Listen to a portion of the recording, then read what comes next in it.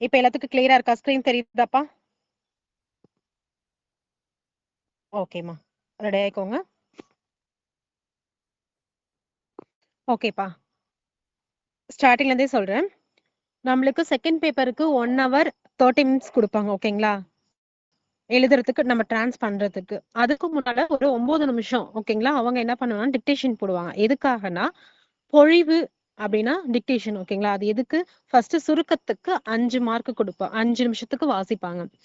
சுருக்கம் அப்படின்னா ஒரு ஒரு 5 நிமிஷத்துக்கு அவங்க என்ன பண்ணுவாங்கன்னா ஒரு பத்திய பத்தி கொடுப்பாங்க. ஃபர்ஸ்ட் கொஞ்சம் தொழில்துறையை பத்தி கொடுப்பாங்க, அடுத்து கல்வித்துறையை பத்தி கொடுப்பாங்க, அடுத்து சுகாதார துறையை பத்தி கொடுப்பாங்க. இந்த மாதிரி ஒவ்வொரு துறையை பத்தி ஒவ்வொரு பேராகிராஃப் ஒவ்வொரு நிமிஷம் கொடுத்துருவாங்க. ஆனா அதை நம்ம பத்தியா பிரிச்சு நீட்டா ஹெட்டிங் போட்டு எழுதுறதுக்கு ஃபர்ஸ்ட் இது நம்ம யூஸ் பண்ணிக்கணும்னா நம்ம ஸ்ட்ரோக்ஸ் கரெக்டா எடுக்கணும். அப்படி அந்த ஸ்ட்ரோக்ஸ் நீங்க கரெக்டா எடுக்கணும் அப்படின்னா எல்லா ஸ்ட்ரோக்ஸையும் நீங்க எடுக்க தேவை கிடையாது. ஓகேங்களா? எல்லா ஸ்ட்ரோக்கையும் நீங்க எடுத்துட்டு இருந்தீங்கன்னா அது கன்ஃபியூஸ் ஆயிடும். சோ அவங்க என்ன கான்செப்ட் சொல்ல வராங்க, என்ன இம்பார்ட்டன்டா சொல்ல வராங்களோ அதை மட்டும் நீங்க ஸ்ட்ரோக்ஸ் எடுத்துக்கலாம். ஓகேங்களா? ஓகே, ஸ்ட்ரோக்ஸ் எடுத்தாச்சு. அடுத்தது என்னது? விரிவாக்கமும் அவங்க தொடர்ந்து மொத்தம் 9 நிமிஷம் கொடுப்பாங்க. விரிவாக்கமும் தனியா கொஞ்சம் கேப் விட்டுட்டு எழுதுனீங்கன்னா உங்களுக்கு அது புரியும். அவங்க ஒரு செகண்ட் கேப் விட்டு இந்த மாதிரி விரிவாக்கம் சொல்லிதான் அவங்களுக்கு டிக்டேஷன் கொடுப்பாங்க. சோ நீங்க அதை எடுத்து வச்சுக்கலாம். விரிவாக்கம் அப்படின்னா ஒரு 4 நிமிஷத்துக்கு அவங்க கொஞ்சம் அந்த 4 நிமிஷத்துல ஒரு அலுவல் முறை கடிதம் இருக்கலாம், ஒப்பந்த புள்ளி இருக்கலாம், இல்ல அட்வர்டைஸ்மெண்ட் இருக்கலாம். இந்த மூணையுமே அவங்க சுருக்கி இந்த 4 நிமிஷத்துக்குள்ளேயே 1 2 3 அப்படின்னு சொல்லி படிச்சு முடிச்சிருவாங்க. ஆனா நீங்க தான் அவங்க படிக்கும் போது அது என்ன லெட்டரு அலுவல் லாஸ்ட்ல முடிப்பாங்க. அலுவல் முறை கடிதத்தில் எழுதுக அல்லது வணிக முறை கடிதத்தில் எழுதுங்க, ஒப்பந்த புள்ளி வரைக, வேலைக்கான விளம்பரத்தை தயாரிக்க, சுற்றறிக்கை தயாரிக்க, இந்த மாதிரி முடிப்பாங்க. சோ அந்த இடத்துல நீங்க என்ன பண்ணணும், டக்குன்னு நோட் பண்ணி வச்சுக்கணும். இது என்னது அப்படின்னு சொல்லிட்டு டக்குன்னு நோட் பண்ணி வச்சுக்கணும். அதே மாதிரி இதுல நீங்க ஸ்ட்ரோக்ஸ் எடுக்கணுமா அப்படின்னா தேவையே கிடையாது. என்ன ஊரு பேரோ அதனால நோட் பண்ணி வச்சுக்கோங்க, ஞாபகம் வச்சுக்கோங்க. ஊரு பேரு இம்பார்ட்டன்ட், டேட்டு, எந்த யாராவது பேர் சொன்னாங்கன்னா இது இம்பார்ட்டன்ட், அமைச்சர் பேர் சொல்றாங்களா இல்ல ஆணையர் பேர் சொல்றாங்களா இது இம்பார்ட்டன்ட். ஓகேங்களா? இதை மட்டும் நோட் பண்ணி வச்சுக்கோங்க. ஓகேவாப்பா? இந்த 80 மார்க்குங்கிறது ரொம்ப அசால்ட்டா நம்ம எடுத்துடலாம். ஓகேவாப்பா? புரியுதா எல்லாத்துக்கும்? கொஞ்சம் வாய்ஸ் பண்ணுங்க. மேம் ஒரே ஒரு டவுட் மேம். ஃபர்ஸ்ட் நீங்க சொன்னது பொலிவு சுருக்கம் சொன்னீங்கல்ல, அது அவங்க ஆடியோ போட்டுருவாங்க 5 நிமிஷத்துக்கு.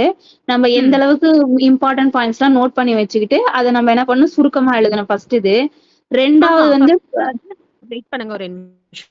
அதாவது மொத்தமாவே 9 நிமிஷமா போட்டுட்டுருவாங்க. ஓகேங்களா? ஆனா நம்ம எது பிரிச்சுக்கணும். அவங்க கொஞ்சம் கேப் விடுவாங்க, ஒரு செகண்ட் கேப் விடுவாங்க. அந்த கேப் விடுற டைம்ல நம்ம அப்ப அடுத்தது விரிவாக்கம் தான் படிக்க போறாங்கன்னு சொல்லிட்டு அவங்க சொல்லுவாங்க. அந்த கேப்ல நீங்க என்ன பண்ணிட்டு கொஞ்சம் அந்த கேப்ல நீங்க கேப் விட்டு ஸ்ட்ரோக்ஸ் போடணும். அடுத்தது அவங்க வாசிக்கும் போது கேப் விட்டுரும். அதாவது அந்த 5 நிமிஷம் முடிஞ்சதுக்கு அப்புறம் 4 நிமிஷம் வாசிக்கிறதுக்கு கேப் விடும்போது அவங்க 1 2 3ன்னு சொல்லுவாங்க. ஓகேங்களா? 1ன்னு சொல்லும் போது நீங்க 1ன்னு போட்டு வச்சுக்கோங்க. 2ன்னு சொல்லும் போது டக்குன்னு பேஜ் 2வது பேஜ் எழுதினாலும் சரி, இது பக்கத்துல கீழே எழுதினாலும் சரி. ஓகேங்களா? முடிஞ்ச வரைக்கும் ஒரே பேஜ்ல எல்லாத்தையும் கவர் பண்ண பாருங்க. 2ஆ பிரிச்சு கவர் பண்ண பாத்துக்கோங்க. என்ன இம்பார்ட்டன்ட் ஸ்ட்ரோக்ஸோ அந்த 80 மார்க்குக்குமே அவங்க அந்த 9 நிமிஷம் வாசிக்கிறாங்கன்னா நல்லா உன்னிப்பா கவனிக்க வேண்டியது தொழில்துறை, சுகாதாரத்துறை, இந்த மாதிரி ஏதாவது உங்களுக்கு தெரியும். ஃபர்ஸ்ட் சுகாதாரத்தை வாசிட்டு இருப்பாங்க, டக்குன்னு கல்வித்துறையை பத்தி படிக்க ஆரம்பிப்பாங்க. அப்போ அந்த இடத்துல பேராகிராஃப் மாறுது. அப்போ ஒண்ணு பேராகிராஃபை நீங்க பிரிச்சு எழுதணும், அதாவது ஸ்ட்ரோக்ஸ் தனியா எழுதிக்கணும். அப்படி இல்லையா ஏதாவது ஒரு ஹிண்ட் வச்சுக்கணும் அந்த இடத்துல. ஏன்னா அவங்க என்ன பண்ணுவாங்கன்னா பத்தியா கொடுத்தப்போ நம்ம ஹெட்டிங் கரெக்டா போட்டிருக்கோம்னான்னு செக் பண்ணுவாங்க. ஓகேங்களா? மெயின் அதுதான். இடத்துல அவங்க எந்த துறையை பத்தி சொல்றாங்க, ஒவ்வொரு துறையை பத்தியும் சொல்றாங்களா அதை நோட் பண்ணிக்கிட்டே வாங்க. ரொம்ப எல்லாருக்கும் ஸ்ட்ரோக்ஸ் எடுக்கணும்னு அவசியமே கிடையாது. இதை ஒரு கதை மாதிரி ஞாபகம் வச்சுக்கணும். ஓகேங்களா? அதே மாதிரி ஏதாவது பேர் வந்துச்சுன்னா நீங்க லெட்டர்லாலே பேர் எழுதி வச்சுக்கலாம். ஸ்ட்ரோக்ஸ் தான் எடுக்கணும் அப்படின்னு அவசியமே கிடையாது. ஓகேவாப்பா? புரிஞ்சுச்சா? இதுல ஒப்பந்த புள்ளியில டேட் வரும், எந்த டேட்ல இருந்து எந்த டேட்டுக்குள்ள கொடுக்கணும். அதே மாதிரி அமௌண்ட் பத்தி கண்டிப்பா சொல்லுவாங்க. அதே மாதிரி அந்த ஒப்பந்த புள்ளி படிவத்துக்கு நம்ம எத்தனை ரூபா கொடுத்து வாங்கணும் அதுக்கு அமௌண்ட் சொல்லுவாங்க. அதே மாதிரி எங்க இருந்து யாரால வரவேற்கப்படுகிறது இதையும் சொல்லுவாங்க. இதெல்லாம் உன்னிப்பா நீங்க கவனிச்சிருக்கணும். ஓகேங்களா? இதை நீங்க கையில எழுதினாலும் பரவாயில்ல, எழுதிக்கலாம். ஆனா நீங்க உங்க பேப்பரை கட்டி கொடுக்கும் போது ஃபுல்லாவே ஸ்ட்ரோக்ஸா தான் இருக்கணும். ஓகேங்களா? அப்படி இல்லைன்னா 5 மார்க் நம்மளுக்கு வராது. சோ உங்களால முடிஞ்ச வரைக்கும் எவ்வளவு ஹிண்ட் எடுக்க முடியுமோ கையிலேயே கூட நீங்க எடுத்துக்கலாம். மெயின் நம்மளுக்கு தேவை டேட்டு, பேரு, நாள், ஏதாவது முக்கியமான இம்பார்ட்டன்ட் பிளேஸ் சொன்னாங்க அதை மட்டும் இதுல எல்லாத்தையும் எடுத்துக்கலாம். ஓகேங்களா? இந்த 9 நிமிஷத்துல நீங்க எவ்வளவு முடியுமோ அந்த அளவுக்கு ஹிண்ட்ஸ் சின்னதா எடுத்தாலே போதும். எல்லாத்தையும் நீங்க ஸ்ட்ரோக்ஸ் போடணும்ன்ற அவசியமே கிடையாது. புரியுதாப்பா? சரி, ஓகேப்பா.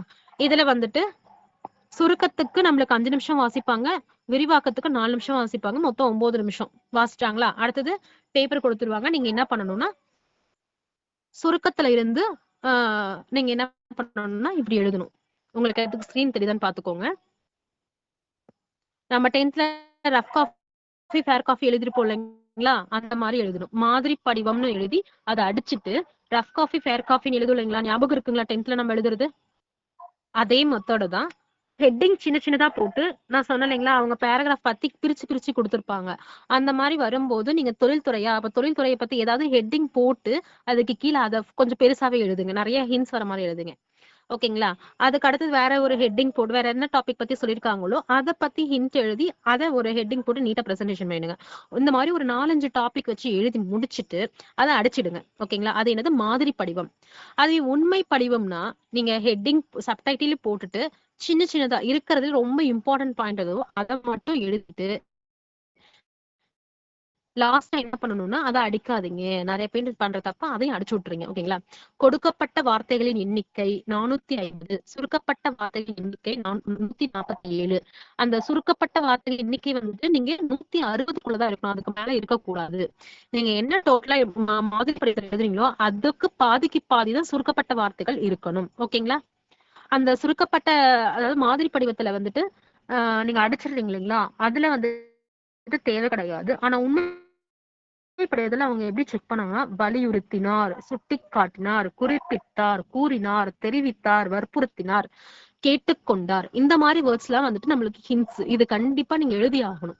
ஏன்னா இது எல்லாமே நம்ம என்ன பண்ணணும், உண்மை படிவத்துல நம்ம எழுதும் போது எல்லாமே இறந்த காலத்துலதான் எழுதணும். ஓகேங்களா? நோட் பண்ணிக்கோங்க, இதெல்லாம் எழுதிக்கோங்க.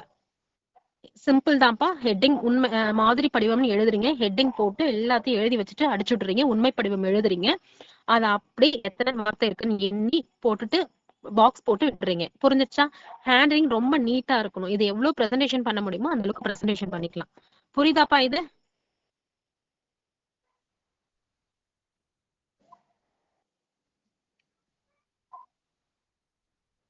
ஓகேமா. நெக்ஸ்ட் பாத்தீங்க அப்படின்னா ஓகே, நம்மளுக்கு சுருக்கத்துல இருந்து சாரி விரிவாக்கத்துல இருந்து சுருக்கம் முடிச்சிச்சு. ஓகே, நெக்ஸ்ட் பாருங்க. இந்த அலுவல் முறை கடிதம், வணிக முறை கடிதம், தொழில்முறை கடிதம் எல்லாம் எங்க இருக்கு பாருங்க. தொழில்முறை கடிதம் எங்க எழுதணும் அப்படின்றது சொல்லியிருக்காங்க பாருங்க. நம்ம எப்பவுமே தொழில்முறை கடிதத்துல ஃபர்ஸ்ட் எடுத்தோடனே பேரு லெஃப்ட் சைட்ல வரும், நம்மளோட அட்ரஸ் எல்லாம் ரைட் சைட்ல வரும். அதே மாதிரி யாரு யாருக்கு அனுப்புறாங்க, என்ன விஷயமா அனுப்புறாங்க, தங்கள் நம்பிக்கையுள்ள ரைட் சைட்ல வரும். ஒரு கொஞ்சம் கேப் விட்டு அவங்க சைன் போறதுக்கு கேப் விட்டுட்டு அவங்க பேர் எழுதணும். ஓகேங்களா? இது தொழில்முறை கடிதம்.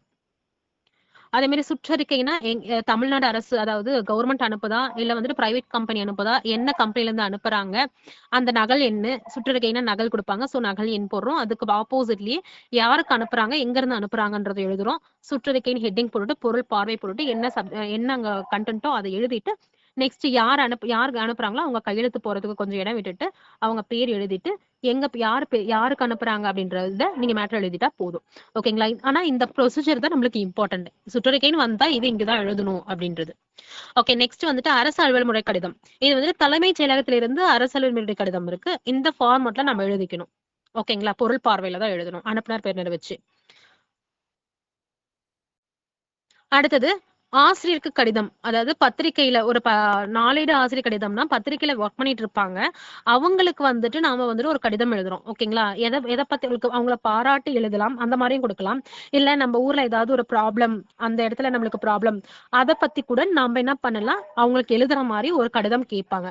அவங்க லாஸ்டா முடிக்கும் போது ஆசிரியருக்கு கடிதம் வரைக அப்படின்னாலே நீங்க என்ன பண்ணக்கூடாது, நம்ம டீச்சருக்கு தான் அப்படின்னு நினைச்சிட்டு லீவ் லெட்டர் எழுதக்கூடாது. ஓகேங்களா? பத்திரிகை ஆசிரியருக்கு கடிதம். ஓகேங்களா? நோட் பண்ணிக்கோங்க.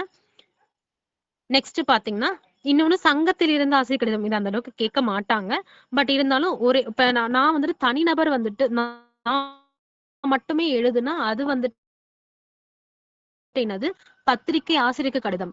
அதுவே ஒரு சங்கமா சேர்ந்து ஒரு ஊர்ல இருக்கிறவங்க எல்லாரும் சங்கமா சேர்ந்து எழுதுறது சங்கத்தில் இருந்து ஆசிரியருக்கு எழுதும் கடிதம். ஓகேங்களா? நான் ஒரு சங்கம் நடத்திட்டு இருக்கேன்னா நான் சங்கத்துல இருக்கவங்க எல்லாரும் போய் மனு கொடுக்கறது சங்கத்திலிருந்து ஆசிரியருக்கு எழுதும் கடிதம். ஓகேங்களா? இதெல்லாம் ப்ரொசீஜர் இருக்கு. நெக்ஸ்ட் பாத்தீங்கன்னா விளம்பரம். விளம்பரத்தை பொறுத்த வரைக்கும் எங்க இருந்து அனுப்புறாங்க, அதாவது எங்க இருந்து இந்த விளம்பரத்தை கொடுக்குறாங்கன்றது ஃபர்ஸ்ட் ஹெட்டிங்கா இருக்கணும். விளம்பரம் என்னன்னு போடுறீங்க, ரைட் சைட்ல என்ன தேதியில அனுப்புறாங்கன்னு போடுறீங்க, என்ன கண்டென்ட், அதாவது என்ன வேலைக்காக, அதாவது ஃபார் அன் எக்ஸாம்பிள் கவர்மெண்ட் ஸ்கூல்ல இருந்து ஸ்கூலுக்கு டீச்சர் வேணும்னு கேக்குறாங்க. அப்ப நீங்க அந்த வேலையை நீங்க மேல ஹெட்டிங்கா எழுதிடுறீங்க. அப்ப கீழ்கண்ட தகுதிகள் பெற்றிருக்க வேண்டும். இதுக்கெல்லாம் 10 மார்க் தான். 2 பக்கம் எழுதுனா போதும். வசம் ஃபுல் பேஜ் நீங்க எழுதி வைக்காதீங்க. ஓகேங்களா? அதுலயே அவங்க நம்ம சொதப்பிற மாதிரி ஆயிடும். என்ன மார்க்கும் அதுக்கேத்த மாதிரி பேஜை ஃபில் பண்ணுங்க. கீழ்கண்ட தகுதிகள் பெற்றிருக்க வேண்டும். கல்வி தகுதி என்னது அவங்க கொடுத்திருப்பாங்க. மேக்சிமம் வந்துட்டு அவங்க கல்வி தகுதி எல்லாம் சொல்லுவாங்க. அப்படி சொல்லலைன்னா நீங்க அந்த வேலைக்கு ஏத்த மாதிரி, இப்ப ஃபார் அன் எக்ஸாம்பிள் மருத்துவத்துறையில் பட்டம் பெற்றிருக்க வேண்டுமா, அவங்க சொல்லலையா, ஆனா டாக்டரை கேக்குறாங்களா, நீங்க என்ன பண்ணணும், மருத்துவத்துறையில் பட்டம் பெற்றிருக்க வேண்டும் இப்படின்னு நீங்க எழுதணும். ஓகேங்களா? அதே மாதிரி வயது வரம்பு அவங்க கொடுக்கல அப்படின்னா மேக்சிமம் 40 வயதுக்கு உட்பட்ட இருக்க வேண்டும் எழுதிருங்க. அதே மாதிரி முன் அனுபவம் மேக்சிமம் கொடுப்பாங்க. கொடுக்கலன்னா நீங்களே எழுத கத்துக்கோங்க. ஓகேங்களா? மேக்சிமம் ஒரு 2 வருஷம் 3 வருஷம் எழுதிக்கோங்க. ஊதியம் வந்துட்டு எதை பொறுத்து இருக்கணும்னா, கல்வி தகுதி அனுபவத்திற்கு ஏற்ப ஊதியம் வழங்கப்படும். மேக்சிமம் அவங்க சொல்லுவாங்க. இதையும் சப்போஸ் சொல்லலைன்னா நீங்க இந்த மாதிரி எழுதணும். ஓகேங்களா? இதர சலுகை, நிறுவனத்தின் சட்ட திட்டங்களுக்கு உட்பட்டு இதர சலுகைகள் வழங்கப்படும். ஒரு சில எக்ஸாம்ல எப்படி கேட்பாங்கன்னா, எப்படி சொல்றது, நம்மளுக்கு லஞ்ச் கொடுக்குறாங்க இல்லைங்களா, அது இந்த பஸ் பேருக்கு இந்த மாதிரி எல்லாம் கொடுக்குறேன்னு சொல்லுவாங்க. சப்போஸ் அப்படி சொல்லலைன்னா நிறுவனத்தின் சட்ட திட்டங்களுக்கு உட்பட்டு இதர சலுகைகள் வழங்கப்படும் காமனா எழுதிடுங்க. ஓகேங்களா? அடுத்து இதை வந்துட்டு நீங்க இப்ப உங்களுக்கு ஸ்கிரீன்ல தெரியுதுங்களா, இதை நீங்க ஒரு பாயிண்ட் மாதிரி கூட எழுதிக்கலாம். நல்ல தகுதியும் திறமையும் முன் அனுபவம் வாய்ந்த விருப்பம் உள்ள நபர்கள் தங்களது சுய விவரங்கள் அடங்கிய சான்றிதழ்கள் கொண்டு வர வேண்டும் அப்படின்னு போட்டு நெக்ஸ்ட் பாயிண்ட் என்ன பண்ணலாம், கல்வி தகுதி, வயது, வீட்டு முகவரி ஆகியவற்றுடன் கல்வி தகுதி சான்றிதழ்களின் நகல்கள், அண்மையில் எடுக்கப்பட்ட புகைப்பட நகல்கள் ஆகியவர்களுடன் இவ்விளம்பரம் கண்ட 1 மாதத்திற்குள் கீழக்கண்ட முகவரிக்கு அனுப்பி வைக்குமாறு கேட்டுக்கொள்கிறார்கள். இப்படி நீங்க கண்டென்ட் எழுதிட்டு முகவரி, எந்த முகவரிக்கு அனுப்பணுமோ அந்த முகவரி எழுதிட்டு, நேர்முக தேர்விற்கு அழைக்கப்படும் நபர்கள் தங்கள் அசல் கல்வி தகுதி சான்றிதழ்களுடன் நேரில் கலந்து கொள்ளுமாறு கேட்டுக்கொள்ளப்படுகிறார்கள். இந்த மாதிரி எக்ஸ்ட்ரா பாயிண்ட்லாம் எழுதணும். ஓகேவாப்பா? அந்த இடத்துல நம்மளுக்கு பிரசன்ஸ் ஆஃப் மைண்ட் என்ன இருக்கோ அதை நீங்க எழுதினா போதும். எல்லாத்தையுமே செகண்ட் பேப்பரை பொறுத்த வரைக்கும் இந்த 80 மார்க் நீங்க மக்கப்பே பண்ண தேவை கிடையாது. ஓகே, நெக்ஸ்ட் வந்துட்டு விபத்து எங்க நடந்துச்சு, இது ரொம்ப இம்பார்ட்டன்ட். நீங்க அங்க படிக்கும் போதே நீங்க என்ன பண்ணணும்னா டைம் எடுத்துக்கணும். காலையா மாலையா, அதே மாதிரி பார்த்த ஆளு பேர் சொல்லுவாங்க. அதே மாதிரி ஒருவேளை இன்ஸ்பெக்டர் அங்க வந்திருந்தாங்க, போலீஸ் அங்க வந்திருந்தாங்கன்னா அவங்க பேரை சொல்லவும் சான்ஸ் இருக்கு. அதே மாதிரி எந்த இடத்துல நடந்துங்கிறது ரொம்ப இம்பார்ட்டன்ட். ஒரு சில இடத்துல என்ன சொல்லிருப்பாங்க, நான் வீட்டுல இருந்து தாம்பரத்துக்கு போனேன், போகும் வழியில் அப்படின்னு சொல்லி ஆரம்பிப்பாங்க. சோ அப்ப அதை ஞாபகம் வச்சுக்கணும். எந்த இடத்துல ஆக்சிடென்ட் ஆனது, அவங்க எங்க இருந்து வந்தாங்க, அதே மாதிரி யாராவது பசங்க பேர் சொன்னாங்கன்னா அதையும் நோட் பண்ணி வச்சுக்கணும். ஓகேங்களா?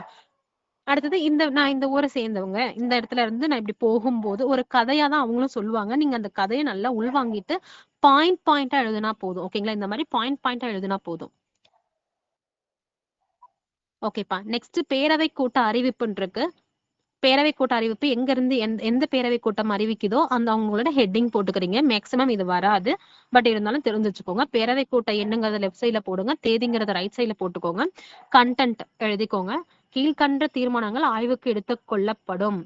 இது எல்லாமே வந்துட்டு அவங்க சொல்லுவாங்க. இது எல்லாமே நீங்க மெமரி பண்ணி அப்படியே நீங்க அங்க அப்படியே டிட்டோ பண்ணிடலாம். ஓகேங்களா? இயக்குனரின் ஆண்டறிக்கையை ஏற்றுக்கொள்ளுதல், அதாவது பேரவை கூட்டத்துல என்னென்ன நடக்கும் அப்படின்னா, என்னென்ன தீர்மானங்கள் நடக்கும்னா, இயக்குனரின் ஆண்டறிக்கை ஏற்றுக்கொள்ளப்படும், தணிக்கையாளரின் அறிக்கை மற்றும் தணிக்கை செய்யப்பட்ட சென்ற ஆண்டிற்கான வரவு செலவு கணக்கு மற்றும் இருப்புநிலை குறிப்பு ஆகியவை ஆய்வுக்கு எடுத்துக் கொள்ளப்படும். எந்த ஒரு தீர்மானத்திலையும் இது எல்லாமே மோஸ்ட் பண்ணுவாங்க. சோ இதை வந்துட்டு கொஞ்சம் தான் சொல்லுவாங்க. பேரவை கூட்ட பொறுத்த வரைக்கும் கொஞ்சம் தான் அது வந்துட்டு ஸ்ட்ரோக்ஸ் இருக்க மாதிரி இருக்கும். ஆனா இதெல்லாம் நீங்க மக்கப் பண்ணிக்கிட்டீங்கன்னா கொஞ்சம் ஈஸியா இருக்கும். நடப்பு ஆண்டுக்கான வரவு செலவு கணக்கு ஆய்வுக்கு எடுத்துக் கொள்ளப்படும். புதிய நிர்வாகிகள் தேர்ந்தெடுத்தல் மற்றும் ஓய்வு பெற்ற இயக்குநர்கள் மீண்டும் இத்தேர்தலில் போட்டியிடலாம். புதுசாவும் ஒரு மெம்பர் வந்து ஜாயின் பண்ணலாம்.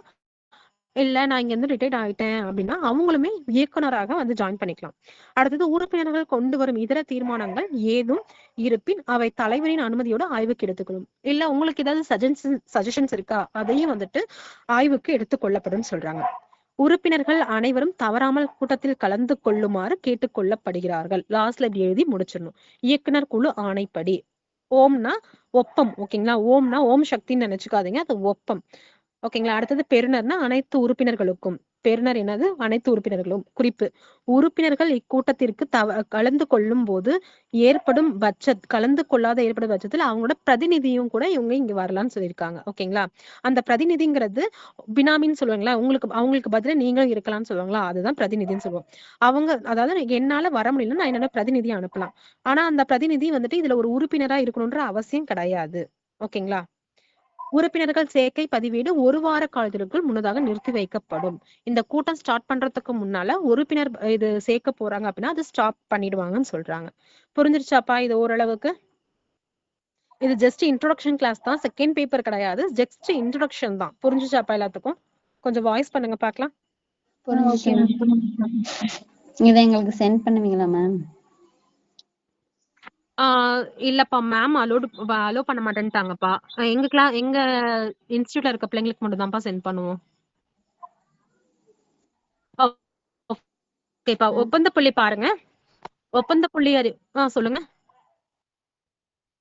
சொல்லுங்கப்பா. Nothing ma'am. தனம் தானப்பா? ஓகேப்பா. ஒப்பந்த புள்ளி அறிவிப்பு அப்படிங்கிறது இது ரொம்ப இம்பார்ட்டன்ட். இந்த இதுக்கு தான் வந்துட்டு நம்மளுக்கு 20 மார்க்ஸ் தராங்க. நோட் பண்ணிக்கோங்க. யாரால வரவேற்கப்படுகிறது, இதுல நான் வந்துட்டு ஊர் பேர்லாம் போடல, ஏன்னா அது போட்டாலும் உங்களுக்கு புரியாது. சோ அதனால நான் இப்படி எழுதிக்க. நோட் பண்ணிக்கோங்க. ஒப்பந்த புள்ளி அறிவிப்பு வந்துட்டு யாரால வரவேற்கப்படுகிறது, எங்க இருந்து வரவேற்கப்படுகிறது, வட்டம், மாவட்டம். ஃபார் அன் எக்ஸாம்பிள், மாவட்ட ஆட்சியர் வந்துட்டு வரவேற்கிறாங்க என்னத்த, ஒப்பந்த புள்ளிய. ஓகேங்களா? எங்கிருந்து வரவேற்கப்படுகிறது, அவங்க என்ன ஊர்ல இருந்து அனுப்புறாங்க, அவங்க அது என்ன வட்டம், அதாவது என்ன தாலுக்கு, என்ன டிஸ்ட்ரிக்ட், அதை எழுதுறோம். நெக்ஸ்ட் லெஃப்ட் சைட்ல தொலைபேசி எண், இணையதள முகவரி, இமெயில் அட்ரஸ், ஒப்பந்த புள்ளி எண். நான் இங்க எழுதியிருக்கிற மாதிரி நீங்களும் தொலைபேசி எண் மட்டும் போடக்கூடாது, பக்கத்துல ஒரு 10 நம்பர் போட்டு விடுறீங்க. அடுத்து இணையதள முகவரினா ஏபிசிடின்னு போட்டு gmail.com சாரி இமெயிலுக்கு httpன்னு போட்டுறீங்க. இமெயிலுக்கு gmail.com போட்டுறீங்க. ஒப்பந்த புள்ளி எண் வந்துட்டு ஏதாவது ஒரு நம்பர், அந்த டேட்டை போட்டு ஒரு ஸ்லாஷ் போட்டு ஒரு 4-5 நம்பர் எழுதிட்டுலாம். அடுத்து ரைட் சைட்ல மேல இருக்கிற அந்த ஹெட்டிங் எழுதுனீங்களா, யாரால வரவேற்கப்படுகிறது, எங்க வரக்கூடாது, அங்க அப்படியே அந்த ஹெட்டிங்கை தூக்கி இங்க சைட்ல எழுதிக்கிறீங்க. ஒப்பந்த புள்ளியின் அறிவிப்புன்னு ஹெட்டிங் போடுறீங்க. பணி யாரால் வரவேற்கப்படுகிறது, சேலம் மாவட்ட ஆட்சியர் அவர்களால் வரவேற்கப்படுகிறது. எந்த வேலைக்காக வரவேற்கப்படுகிறது, எங்க ஊர் சேலத்துல இருக்கிற ஒரு லைப்ரரி கட்டுற வேலைக்காக ஒப்பந்த புள்ளி வரவேற்கப்படுகிறது. Second point. தேர்ட் பாயிண்ட், இது வந்துட்டு பணியின் தோராய ஒப்பந்த புள்ளி படிவம் எந்த தேதிக்குள் எங்கு சமர்ப்பிக்க வேண்டும். பணியோட, அதாவது நம்ம அட்வான்ஸ் கொடுக்கணும் இல்லைங்களா, அந்த தோராய மதிப்பு அவங்க சொல்லுவாங்க. பணியின் தோராய மதிப்புன்னு உங்களுக்கு டிக்ளேஷன் சொல்லுவாங்க. அந்த அமௌண்ட்டை நோட் பண்ணி வச்சுக்கோங்க. ஃபார் எக்ஸாம்பிள், ஒரு முன்பணமா ஒரு நீங்க 40,000 கட்டணும் அப்படின்னா பணியின் தோராய மதிப்பு 40,000 ஒப்பந்த புள்ளி படிவத்து வாங்க எப்படி சொல்றது, இந்த டேட் நீங்க வந்துட்டு சமர்ப்பிக்க வேண்டும் அப்படின்னு சொல்லி கொடுத்திருப்பாங்க. நீங்க அந்த டேட் போட்டுக்கணும். ஒப்பந்த படிவம் ரூபாய் 400 செலுத்தி ஆட்சித்தலைவர் அலுவலகத்தில் பெற்றுக்கொள்ள வேண்டும். அந்த ஒப்பந்த புள்ளி படிவம் என்ன பண்ணலாம்னா, நீங்க எங்க போய் வாங்கணும்னா ஆட்சித்தலைவர் அலுவலகத்துல நீங்க வாங்கிக்கலாம்னு சொல்றாங்க. அதுக்கும் அமௌண்ட் கட்டணும். அந்த அமௌண்ட் உங்களுக்கு சொல்லுவாங்க. ஒப்பந்த புள்ளி படிவம் மூடி முத்திரையிடப்பட்ட முறையில் அஞ்சல் மூலம் அனுப்ப வேண்டும். சப்போஸ் உங்களால நேர்ல போக முடியல, நீங்க அஞ்சல் முறையில அனுப்புறீங்க அப்படின்னா அது என்ன இருக்கணும், சீல் இருக்கணும்னு சொல்றாங்க. ஓகேங்களா? மூடி முத்திரையிடப்பட்ட முறையில் அஞ்சல் மூலம் அனுப்ப வேண்டும். அப்படி அனுப்பும் மூடி முத்திரையிடப்பட்ட உரையின் மீது வேலையின் பெயர், ஒப்பந்தக்காரின் பெயர்கள் முதலியன குறிப்பிட வேண்டும். நீங்க அப்படி அந்த போஸ்ட் அனுப்புறீங்களா, அது மேல உங்களோட அட்ரஸ், உங்க பேரு, எல்லாம் என்ன வேலைக்காக இது பண்றீங்கிறது எல்லாமே இருக்கணும். பெறப்பட்ட ஒப்பந்த புள்ளிகள் நவம்பர் மாதம் முதல் நாளன்று பிற்பகல் 5 மணிக்கு வருகை தந்து. பாருங்க, எல்லாமே வந்துருச்சு. அப்போ எல்லா ஒப்பந்த புள்ளியும் வந்துருச்சு. அது அவங்க என்ன பண்ண போறாங்க, ஓபன் பண்ண போறாங்க. அப்ப அது என்னைக்குன்னு சொல்லுவாங்க, அதை நோட் பண்ணிக்கணும். அப்ப நவம்பர் முத நாளே என்ன பண்றாங்கன்னா, அன்னைக்கு மாலை 5 மணிக்கு வருகை தந்திருக்கும். அன்னைக்கு மாலையில 5 மணிக்கு அவங்க யாரெல்லாம் வந்திருக்காங்களோ அவங்க முன்னால என்ன பண்ணுவாங்க, அல்லது அவங்களோட பிரதிநிதிகள் முன்னால திறக்கப்படும். ஓகேங்களா? அந்த எல்லாம் அந்த போஸ்ட், இந்த மூடி முத்திரையிடப்படும் எல்லாமே திறக்கப்படும் சொல்றாங்க. மூடி முத்திரையிடப்படாத ஒப்பந்த படிவம் நிராகரிக்கப்படும். அது அந்த மாதிரி சீல் வைக்காதது நிராகரிக்கப்படும் சொல்றாங்க. அடுத்து, மூடி முத்திரையிடப்பட்ட ஒப்பந்த புள்ளி படிவ உரையை கீழ்கண்ட முகவரிக்கு அனுப்பவும். எந்த அட்ரஸ்க்கு அனுப்ப சொல்றாங்கிறத நீங்க நோட் பண்ணி அது முகவரின்னு போட்டு நல்லா அழகா பாக்ஸ் போட்டு அனுப்பிடலாம். அடுத்தது பாருங்க, ஒப்பந்த புள்ளியை தள்ளி வைக்கவோ நிறுத்தவோ மாவட்ட ஆட்சித்தலைவர் அலுவலக உறுப்பினர், இதெல்லாம் எக்ஸ்ட்ரா பாயிண்ட் அவங்க சொல்ல மாட்டாங்க. ஆனா இதெல்லாம் நீங்க எக்ஸ்ட்ரா பாயிண்ட் பேஜ் ஃபில் பண்றதுக்காக நம்ம எழுதணும். ஓகேங்களா, இதெல்லாம் அப்படி நீங்க எழுதலாம். ஒப்பந்த புள்ளியை தள்ளி வைக்கவோ நிறுத்தவோ மாவட்ட ஆட்சித்தலைவர் அலுவலக உறுப்பினர்களுக்கு உரிமை உண்டு. அடுத்து, எந்த விதமான சட்ட நடவடிக்கையும் சட்டப்பூர்வ நடவடிக்கையும் சென்னை உயர்நீதிமன்றத்துக்கு உட்பட்டது. எந்த ஒரு நடவடிக்கையும் யார் மேல வேணாலும் எடுக்கலாம். அது வந்துட்டு சென்னை உயர்நீதிமன்றத்துக்கு உட்பட்டதுன்னு சொல்லியிருக்காங்க. மேலும் எந்த ஒரு சந்தேகத்தையும் அலுவலக உறுப்பினரிடம் வந்து கேட்டு தெரிந்து கொள்ளலாம். அது மட்டும் இல்லாம எந்த ஒரு சந்தேகமா இருந்தாலும் நீங்க வந்து இங்க கேட்டுக்கலாம், நேரா ஸ்ட்ரெயிட்டா ஆபீஸ் வந்து கேட்டுக்கலாம்னு சொல்றாங்க. காலதாமதமாக வரும் ஒப்பந்த புள்ளி படிவங்கள் நிராகரிக்கப்படும். லேட்டா வந்துச்சுன்னா அதை எடுத்துக்க மாட்டாங்கன்னு சொல்றாங்க. தபாலில் ஏற்படும் காலதாமதத்திற்கு நிர்வாகம் பொறுப்பல்ல. தபால் மூலமா நீங்க போஸ்ட் அனுப்பிட்டீங்க அப்படின்னா அது வந்துட்டு லேட்டா வந்துருச்சுன்னா அதுக்கு அவங்க பொறுப்பாக முடியாதுன்னு சொல்றாங்க. இணையதளம், அதாவது இந்த ஒரு மென்ஷன் பண்ணிட்டு மேற்கண்ட இணையதள முகவரியை பயன்படுத்தியும் ஒப்பந்த புள்ளி படிவத்தை பதிவேற்றம் செய்து கொள்ளலாம். ஓகேங்களா. அடுத்தது, முன்வைப்பு தொகைக்கான வங்கி வரையோலானது ஏதேனும் ஒரு நாட்டுடைமை ஆக்கப்பட்ட வங்கியில் பெறப்பட்டதாக இருக்க வேண்டும். நீங்க டிடி அனுப்புறீங்க அப்படின்னா அந்த அமௌண்ட்டுக்கு உண்டான அந்த என்ன பேங்க் இருக்கணும்னா ஏதாவது ஒரு தேசிய மயமாக்கப்பட்ட அல்லது நாட்டுடைமை ஆக்கப்பட்ட வங்கியில தான் நீங்க அக்கௌண்ட் வச்சு அதுல இருந்து தான் அனுப்பணும்னு சொல்றாங்க. ஓகேவாப்பா, இவ்வளவுதான் ஒப்பந்த புள்ளி. இந்த லாஸ்டா நம்ம பார்த்த ஒரு 4, 5, 6 பாயிண்ட் வந்துட்டு அப்படியே நீங்க வந்துட்டு மெமரி பண்ணி எழுதிடலாம். ஏன்னா இதெல்லாம் ரொம்ப இம்பார்ட்டன்ட் பாயிண்ட், இதை சொல்லவே மாட்டாங்க மேக்சிமம், ஆனா இது இம்பார்ட்டன்ட். ஓகேங்களா. ஓகேப்பா, இதுல ஏதாவது டவுட் இருக்காப்பா? இதுல ஏதாவது டவுட் இருக்காப்பா? ஓகேப்பா, நெக்ஸ்ட் பாருங்க.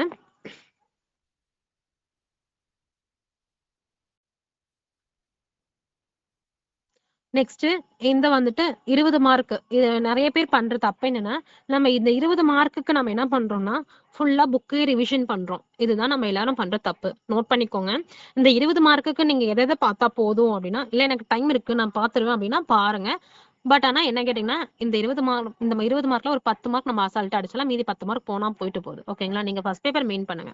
சரி, சொல்றேன் பாருங்க. தனிக்குறி சொற்கள், சுருக்கம், குறித்தொடர். குறித்தொடர்னா உங்களுக்கு புக்குக்குள்ள எக்ஸசைஸ் இருக்கு இல்லைங்களா, அதுதான் நம்ம வந்துட்டு பயிற்சியை தான் நம்ம குறித்தொடர்னு சொல்லுவாங்க. அது ஓகேங்களா. தனிக்குறி சொற்கள், சுருக்கம், குறித்தொடர், இது மூணையும் சேர்த்து மொத்தமாவே என்னது 5 மார்க் தான் வரும். அப்ப நம்மளுக்கு ஆல்ரெடி தனிக்குறி சொற்கள், சுருக்கம் நம்ம கையில வச்சிருக்கோம், ஃபிங்கர் டிப்ஸ்ல இருப்போம். குறித்தொடருங்கிறது கண்டிப்பா 2 தான் கேட்பாங்க எனக்கு தெரிஞ்சு. தனிக்குறி சொற்கள்ல 2 வரும், சுருக்கத்துல இருந்து 2 வரும். குறித்தொடர்ல 1 தான் கேட்க சான்ஸ் இருக்கு. ஓகேங்களா, 1 அல்லது 2 தான் கேட்க சான்ஸ் இருக்கு. சோ இதுல ஒரு 3 மார்க் 2 மார்க் அடிச்சிடலாம். ஓகேங்களா. முன்னொட்டு பின்னொட்டு இந்த ஹெட்டிங்ல இந்த லெசன்ஸ்ல இருந்து 2 மார்க் தான் வருது. நோட் பண்ணிக்கோங்க. முன்னோட்டுல 1 வரும், பின்னோட்டுல 1 வரும். ஓகேங்களா. இந்த லெசன்ஸ் வந்து 2 மார்க் தான் வரும். அடுத்து சிறப்பு சுருக்கம் பகுதி 1 முதல் 4 வரை, இதெல்லாம் 20 பக்கம் அப்படின்னு வரும். அதெல்லாம் நீங்க பார்க்கவே தேவையில்லை. இதுல இருந்து 1 முதல் 4 வரைனா அப்ப எத்தனை மதிப்பெண்னா 5 மதிப்பெண் தான். ஓகேங்களா. அடுத்து இணைப்புகள் 1 முதல் 4 வரை, பக்கம் வந்துட்டு 183ல இருந்து 190 வரைக்கும் 6 மார்க் இது. நீங்க அப்படி பார்க்கணும் அப்படின்னா இணைப்புகள் ஃபர்ஸ்ட் பாருங்க. ஓகேங்களா. இணைப்புகள் பார்த்துட்டு நெக்ஸ்ட் சிறப்பு சுருக்கம் பார்த்துட்டு நெக்ஸ்ட் வந்துட்டு வெட்டு முறை, பின்னொட்டு, முன்னொட்டு இதை பார்க்கலாம். ஓகேங்களா. இணைப்புகள் பகுதி 1ல இருந்து 4 வரைக்கும், பக்கம் 183ல இருந்து 190 வரைக்கும் 6 மதிப்பெண் கண்டிப்பா வரும். அடுத்து வெட்டு முறையில 2 மார்க் தான் இருக்கு. ஓகேங்களா. மொத்தம் இதுல 20 மார்க் கணக்காயிடுச்சுங்களா?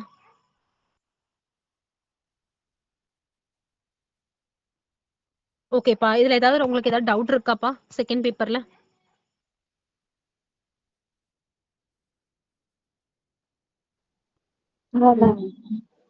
ஓகேப்பா, ஏதாவது டவுட் இருந்தா கேளுங்க. மேம் அந்த எல்லாமே அங்க ஆடியோ தான் போடுவாங்களா மேம்? ஃபர்ஸ்ட் நீங்க சொன்ன சுருக்க விரிவாக 9 நிமிஷத்துக்கு ஆடியோ போட்டுருவாங்க. அதுக்கப்புறம் நீங்க ஆமாப்பா. சொன்னீங்கல்ல ஏதேனும் 3 அதுல அந்த அரசு வணிகம் அதுல ஏதாவது 3 கேள்வி கேட்பாங்க. எங்க மேம்? ஆமாப்பா, கண்டிப்பா. ஆமாப்பா, அந்த அரசு அலுவல் முறை கடிதம் அதுல இருந்து ஏதாவது 3 தான் கேட்பாங்க. பாருங்க, நான் உங்களுக்கு கொஸ்டின் பேப்பர் கூட ஷேர் பண்றேன், நோட் பண்ணிக்கோங்க. மேம் அது டைமிங் இருக்குமா மேம்? 1.5 மணி நேரத்துக்குள்ள அதை முடிச்சிடலாமா மேம்? முடிச்சிடலாம்ப்பா. அந்த அளவுக்கு எல்லாம் ரொம்ப எல்லாம் கஷ்டம் கிடையாது. ஓகேங்களா. நீங்க பிரசன்டேஷன் நீட்டா இருக்கணும். செகண்ட் பேப்பர் பொறுத்த வரைக்கும் பிரசன்டேஷன் நம்மளுக்கு நீட்டா இருக்கணும். பாருங்க, உங்களுக்கு எல்லாத்துக்கும் ஸ்கிரீன் தெரியுதுங்களா? தெரியும். ஓகேப்பா, அந்த 20 மார்க்ஸ் லாஸ்ட்ல பாருங்க. 20 மார்க் சொன்னோம் இல்லைங்களா, கண்டுபிடிச்சலாம். ஓயாமல்ங்கிறது எதுல இருந்து வரும்? ஓயாமல் தனி குறிச்சிருக்கலா? பாருங்க, நீங்க கண்டிப்பா. பாத்தினாலே தெரிஞ்சிடும். தனிக்குறி சுருக்கம், சுருக்கம் ஓயாமல் கல்வி. நோக்குக்குணூறு, குற்றச்சாட்டு, குடித்தனம். ம். குற்றச்சாட்டு எல்லாம் இதுல வந்துரும்ல மேம். அந்த சிறப்பு சுருக்கம் பகுதியாக சிறப்பு சுருக்கம் வரும்பா. அதுதான் நான் சொல்றேன் இல்லைங்களா, நீங்க சிறப்பு சுருக்கம் எல்லாம் பார்க்கவே தேவையில்லைப்பா. நீங்க அந்த 80 மார்க் ஹேட் நீ நீட்டா பிரசன்டேஷன் பண்ணிட்டீங்க அப்படின்னா அதுவே போதுமானது. அது எல்லாருமே என்ன பண்றோம், தப்பு பண்றோம்னா இதையும் படிக்கணும்னு சொல்லிட்டு இதுக்கு டைம் வேஸ்ட் பண்ணுவோம். மெயின் அதுதான். 80 மார்க் பெருசா 20 மார்க் பெருசானா நம்ம வந்துட்டு 20 மார்க் தான் பாக்குறோம் வெளியே, அது கொஞ்சம் எஃபோர்ட் போட மாட்டோம். பாருங்க, சுருக்கம். நிமிடத்திற்கு 90 சொற்கள் வீதம் 5 நிமிடங்கள் 450 சொற்களை கொண்ட உரை ஒன்றினை சுருக்கெழுத்தில் எழுதுதல். அவங்க வாசிப்பாங்க ஃபர்ஸ்ட் 5 நிமிஷம். 5 நிமிஷம்னா எது, அந்த பத்தியா வாசிப்பாங்க. கொஞ்சம் ஒரு 2 செகண்ட் கேப் விட்டு அவங்களே சொல்லுவாங்க.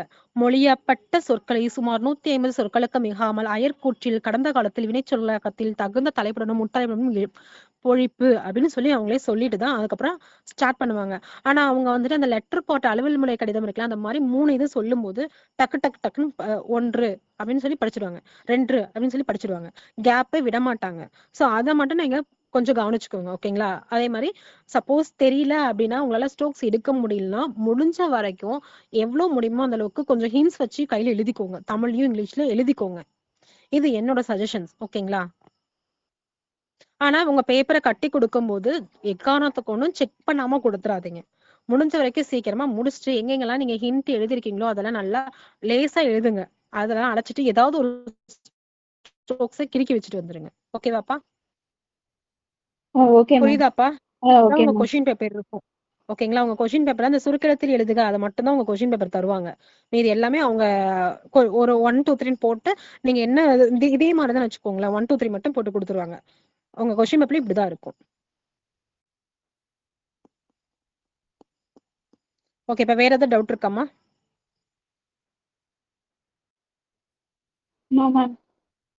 ஓகேம்மா, கிளாஸ் முடிச்சுக்கலாம். தேங்க்யூம்மா. இங்கிலீஷ் கிளாஸ் இருக்கு, நாளைக்கு வாங்க, வந்துருங்க. Thank you ma'am. Thank you. Thank you ma'am. தேங்க்யூம்மா.